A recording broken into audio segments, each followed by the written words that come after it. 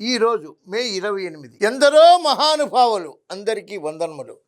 కొంతమంది మాత్రమే ప్రజల హృదయాల్లో శాశ్వత స్థానం పొందుతారు. అందులో డాక్టర్ పద్మశ్రీ, విశ్వవిఖ్యాత నట సార్వభౌమ నందమూరి తారక రామారావు గారు. నందమూరి అందగాడు, ప్రజలు ముద్దుగా మా ఎన్టీఓడు అని పిలుచుకునే ఒక మహనీయుడి పుట్టినరోజు.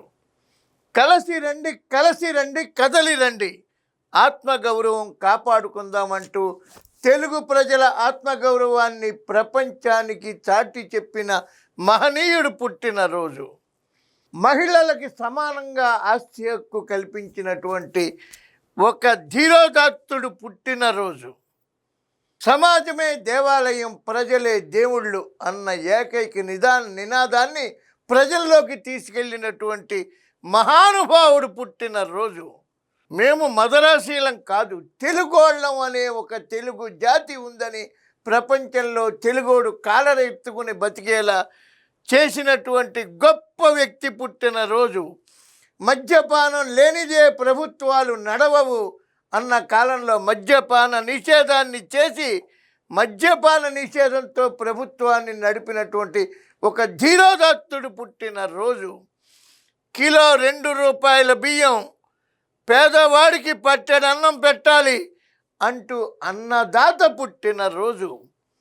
9 నెలల్లో రాజకీయ పార్టీ తెలుగుదేశం పార్టీని స్థాపించి దేశ రాజకీయ ముఖ చిత్రాన్ని మార్చిన మహనీయుడు పుట్టినరోజు.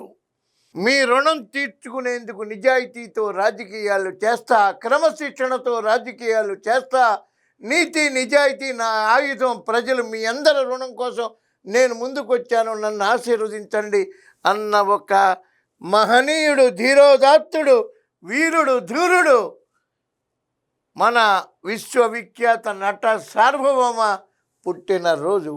ఆ మహనీయునికి శిరస్సు వంచి ప్రతి తెలుగువాడు నమస్కరించదగిన రోజు ఈరోజు.